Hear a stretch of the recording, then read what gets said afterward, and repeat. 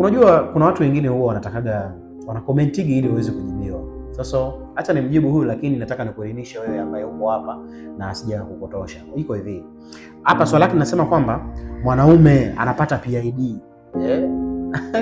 Hebu PID, pelvic inflammatory disease. Mwanaume ana pelvic jamani.